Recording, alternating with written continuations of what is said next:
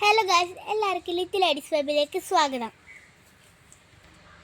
ഞങ്ങളുടെ വീട്ടിലെ മാംഗോസ്റ്റിൽ ഒരുപാട് മാംഗോസ്റ്റിൻ കായ്ച്ച് നിൽപ്പുണ്ട്. അത് ഞങ്ങൾ ഏറെ വെള്ളം ഒഴിക്കുന്നുണ്ട്, പക്ഷേ അതിങ്ങനെ പൊഴിഞ്ഞു പോയിക്കൊണ്ടിരിക്കുകയാണ്. എന്തുകൊണ്ടാണ് പൊഴിഞ്ഞു പോകുന്നത് നിങ്ങൾക്കറിയാമോ? എന്നാൽ പിന്നെ കമൻറ്റ് ചെയ്യുക. Okay, bye bye.